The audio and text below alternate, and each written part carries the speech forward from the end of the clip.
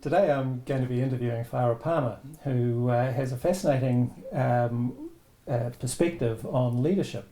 Farah was captain of the Black Ferns, the New Zealand women's rugby team, and captained it very successfully, actually winning 3 World Cups. So that's a fantastic achievement. And of course, as well as having that experience of leadership in a sporting context, Farah's gone on from there to leadership roles in other organisations.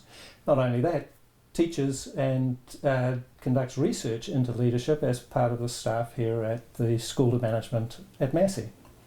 So, great to be able to chat to you, Farah, about your experiences in terms of leadership. One of the things that's kind of fascinating with sports is that where in organisational life people might get to leadership positions at quite a mature age, in sports it kind of all starts early, doesn't it? So tell us about what was your sort of early experiences of leadership?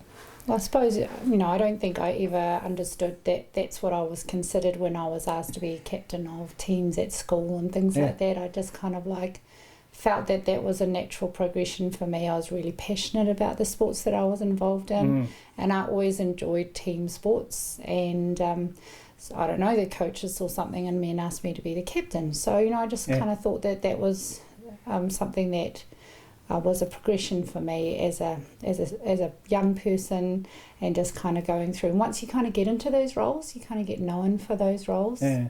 So it was an early start for me, and I really enjoyed it. So I just kept going. And so, what would captaincy generally involve for you when you were young? Good question. I don't think you even know. There's no job description when you're in primary school and you get asked to be the captain, or if you're in high school. I think really you meant to lead by example. You meant to show the right attitude in terms of determination, commitment.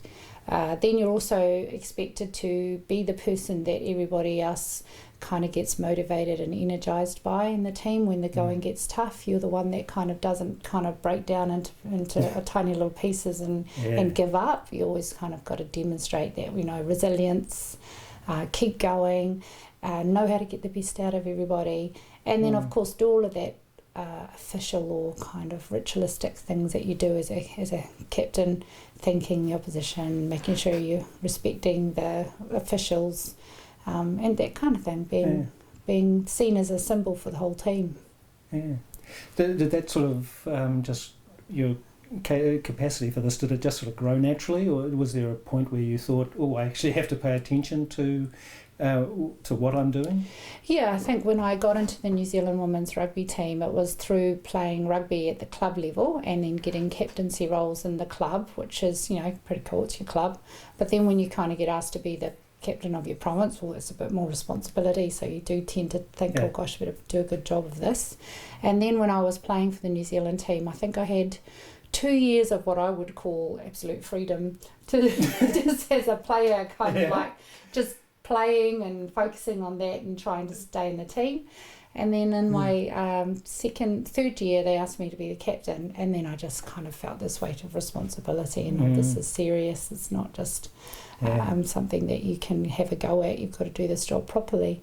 So for me, that was a huge turning point, being the captain of a national team and all the responsibility that came with it. And I think I started to look at what I could do to try and improve myself.